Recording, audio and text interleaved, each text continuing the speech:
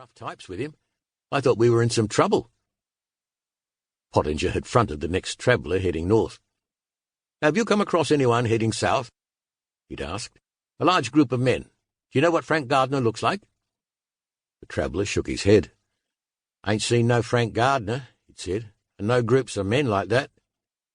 No one else had either. Pottinger had kept up the questioning with no further result. His hope had diminished a little every day. Now it was lost. They aren't here, he said now to Mitchell. We got a bum steer. They had rarely slept in a bed since leaving Eugowra on the night of the robbery.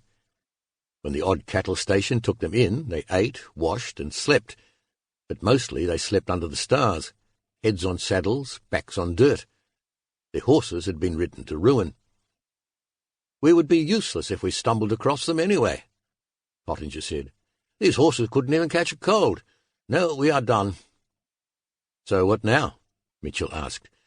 We stop here, Pottinger replied, and we leave for Forbes in the morning.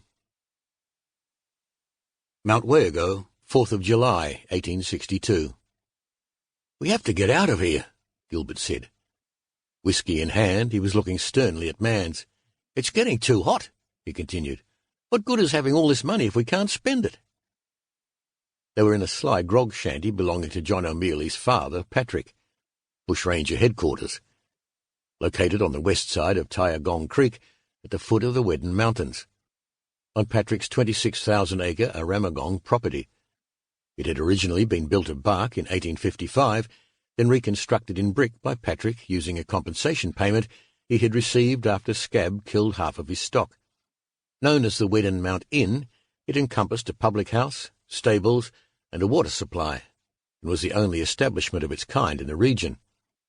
Miners had flooded it first, bushrangers later. Gilbert and Mans should have been celebrating their success, but instead of singing and sculling a drink, they were tucked away in a quiet corner discussing an escape plan. Mans agreed. I've still got all my gold, he said. Can't get rid of it. I'm terrified of getting sprung the moment I try to sell it. Gilbert had already managed to fence off his share, after getting others to sell it for him to multiple buyers. All his gold was gone. He had £2,500 stashed in a freshly dug hole, and he would have had much more had he not sold his gold at a cut-price rate, and handsomely rewarded those who sold it for him. Yeah, he agreed. My gold is gone, but my cash is useless too. I can't spend it without tipping off the traps. I'm filthy rich, but still dirt poor. It was a problem for everyone in Gardiner's gang. Hall had buried his cache under a tree. O'Mealy had stashed his gold in a cave, and Gardiner had put his in wooden boxes in the ground. Mans, on the other hand, had all of his gold strapped to the side of his saddle. Do you trust them? Mans asked, referring to the 6 other men who had taken part in the biggest robbery in the colony's history. All of them? Gilbert sighed. No, he said. Most of them, yes. But all of them? No. Frank is the staunchest soldier I know. Hall would take a bullet for you. So would O'Mealy. But Fordyce, he's a drunk. Who knows what he'll say if they drag him in? Mans took a swig. It's Charters that worries me, he said. He has a lot to lose. You know, he inherited 5 cattle stations. Gilbert hit the barroom table, the force knocking down bottles. Fuck this, Gilbert said. I'm not getting caught. Let's hightail it out of here. I have money, you have gold. I say Victoria. Mans nodded. Too right, he said. But what about your baby brother? Charlie is coming with us, Gilbert said. Victoria. Settled. Mans, Gilbert, and his brother Charles set out the very next day. Narandra, 7th of July, 1862.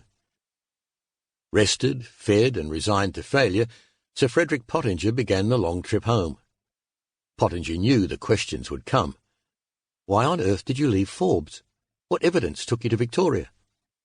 He would shrug. A hunch? They would laugh, and then they would demote him, and Sanderson would be there, smug-faced. Slow down, he barked, looking at Mitchell. No need to hurry. Let's take it easy. The road was no place for a man with regrets. For much of the day it was just Pottinger and his thoughts.